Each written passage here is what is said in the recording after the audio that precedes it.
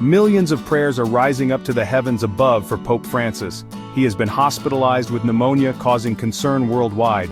The Vatican has just announced that the 86-year-old pontiff was admitted to a hospital in Rome after experiencing difficulty breathing. Medical officials are monitoring his condition closely, and prayers are being offered for his swift recovery. This recent health scare reminds us of the fragility of life, even for those in the highest positions. Pope Francis, known for his humility and compassion, has captured the hearts of millions worldwide. His papacy has been marked by a commitment to social justice, interfaith dialogue, and a renewed focus on the poor and marginalized. As we await updates on his health, let's take a closer look at the life and legacy of this extraordinary spiritual leader.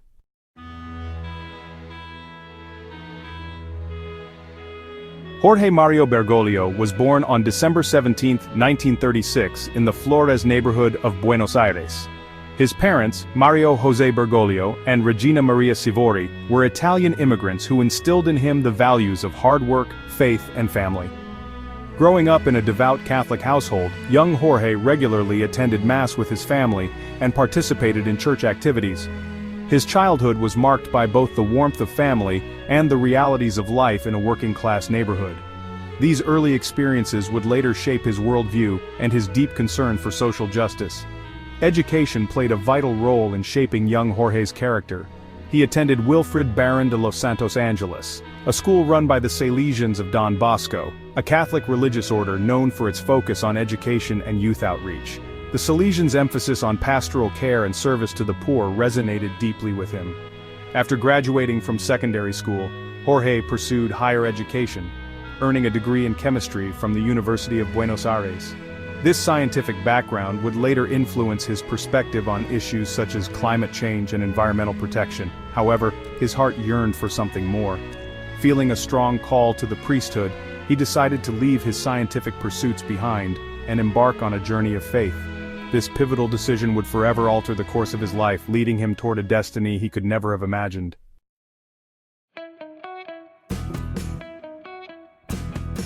In 1958, at 21, Jorge Mario Bergoglio entered the Society of Jesus.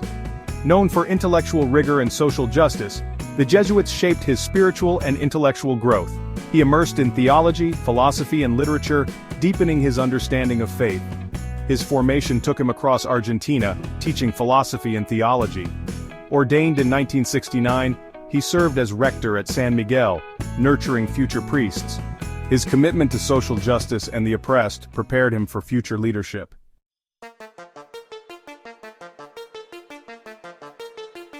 As Father Bergoglio's reputation as a compassionate and outspoken priest grew, so did his responsibilities within the Jesuit order. In 1973, at the young age of 36, he was appointed Provincial Superior of the Jesuits in Argentina, a position of significant authority and influence. This appointment came at a time of great turmoil and uncertainty in Argentina. The country was in the grip of a brutal military dictatorship, and the Catholic Church was deeply divided. Some within the church supported the military regime, while others, including Father Bergoglio, were critical of its human rights abuses.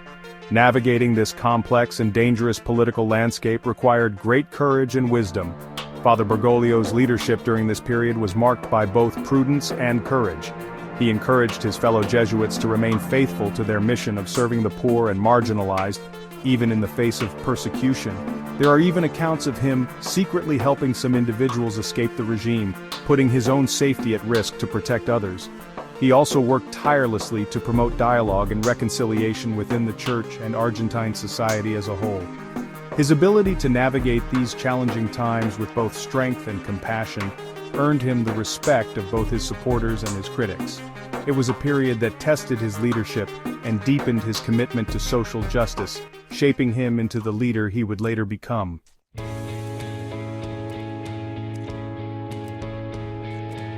Despite the demands of his administrative duties, Father Bergoglio never lost sight of his pastoral vocation. He continued to minister to the poor and marginalized, regularly visiting the slums of Buenos Aires, which were known as Villas Miserias. These impoverished neighborhoods were plagued by poverty, violence, and despair, often overlooked by society. However, Father Bergoglio saw beyond the poverty and saw the inherent dignity of the people who lived there. He walked alongside them, listened to their stories, and offered them hope and support. He celebrated Mass in their makeshift chapels, baptized their children, and shared their joys and sorrows. His presence was a beacon of hope in these forgotten corners of the city. Father Bergoglio's ministry in the slums was not merely about charity, it was about solidarity. He believed in empowering the poor and giving them a voice. He established educational programs, healthcare initiatives, and social enterprises to help break the cycle of poverty. He also challenged the structural injustices that contributed to their plight. His unwavering commitment to the poor and marginalized earned him the nickname Slum Bishop. This title, far from being a pejorative, was a testament to his deep love for those on the peripheries of society. It was during these years, walking with the poor and embracing the marginalized, that the heart of his ministry truly blossomed.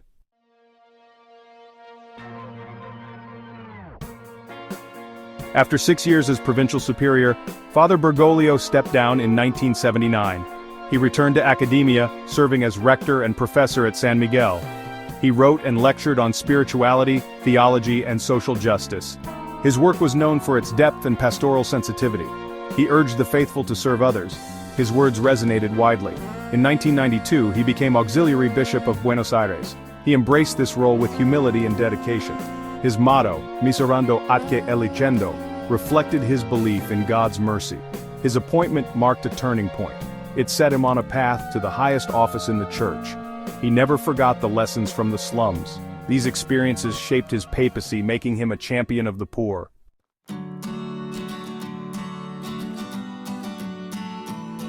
In 1998, Jorge Mario Bergoglio became Archbishop of Buenos Aires. Leading over 2.9 million Catholics, he embraced humility and simplicity.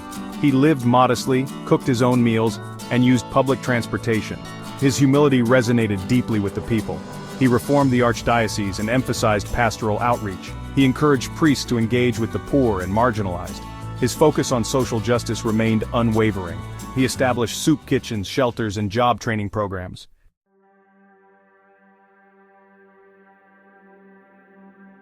Archbishop Bergoglio's tenure in Buenos Aires coincided with a tumultuous period in Argentina's history.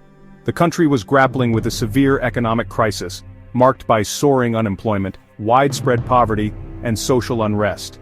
In the midst of this turmoil, he emerged as a powerful voice for the voiceless, condemning the injustices that plagued Argentine society. He was particularly critical of the growing gap between the rich and the poor, arguing that a society where a few people have everything and many have nothing is not just unjust, it is unsustainable. He called for economic policies that prioritize the common good over individual gain, advocating for fair wages, access to education, and opportunities for all. Corruption was another target of his ire. He denounced the culture of bribery and impunity that had infected many levels of Argentine society, arguing that it eroded trust in institutions and undermined the rule of law. He challenged politicians, business leaders, and even members of the clergy to live up to their responsibilities and serve the common good. His outspokenness earned him both admiration and criticism. Some praised him for his courage and compassion, while others accused him of meddling in politics. However, he remained undeterred, believing that the church had a moral obligation to speak truth to power and defend the rights of the poor and marginalized.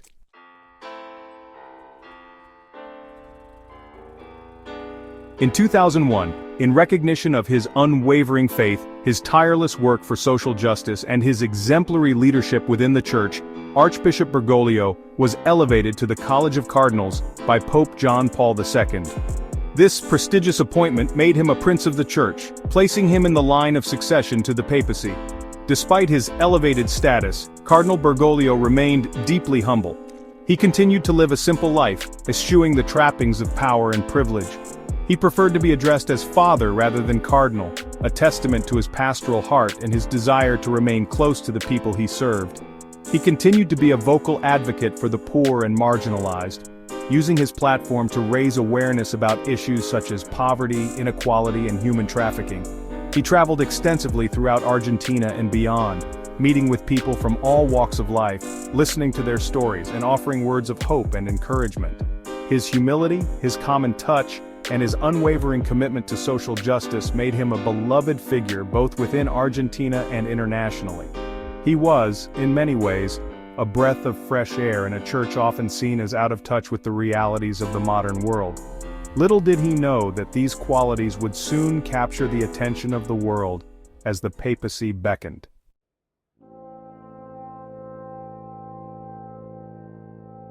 The death of Pope John Paul II in April 2005 plunged the Catholic Church into mourning. As cardinals from around the world gathered in Rome for the conclave to elect a new pope, Cardinal Bergoglio's name emerged as a potential candidate. He was seen as a strong contender, a man of deep faith, profound humility, and a proven track record of leadership. During the conclave, Cardinal Bergoglio reportedly received a significant number of votes, coming in second to Cardinal Joseph Ratzinger, who was ultimately elected Pope Benedict XVI. While he did not ascend to the papacy on that occasion, his strong showing in the conclave signaled his growing influence within the church and hinted at the possibility of a future papacy. Following the conclave, Cardinal Bergoglio returned to Buenos Aires, where he continued to serve as archbishop. He remained largely out of the public eye, focusing on his pastoral duties and his work for social justice. However, his brief moment in the spotlight during the conclave had left an indelible mark on the church and the world. The world had caught a glimpse of a different kind of leader, a man who embodied the values of humility, simplicity, and compassion. Little did anyone know that 8 years later, Cardinal Bergoglio would once again find himself at the center of the world stage, this time as the newly elected Pope Francis, poised to usher in a new era for the Catholic Church.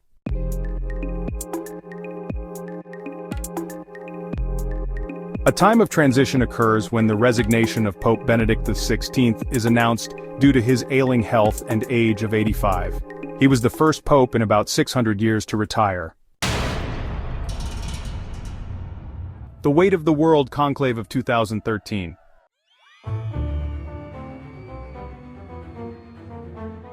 On the evening of March 13, 2013, the world watched with bated breath as white smoke billowed from the chimney atop the Sistine Chapel.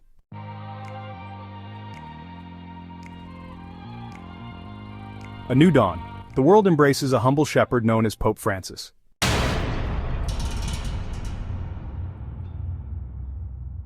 He is a papacy of firsts, breaking barriers and embracing change.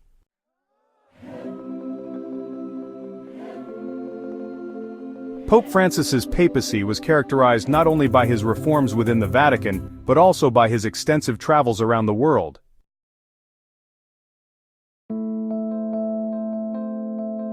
Pope Francis's papacy, while marked by moments of great joy and inspiration, has not been without its share of challenges and controversies.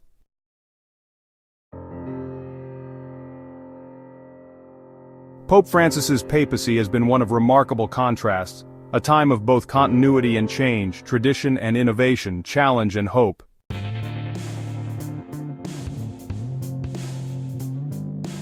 As we reflect on the extraordinary life and legacy of Pope Francis, let us also take a moment to acknowledge his current health challenges. The news of his hospitalization has caused concern among Catholics and people of goodwill around the world. Now is the time for Pope Francis to focus on his recovery, surrounded by the love and prayers of his flock.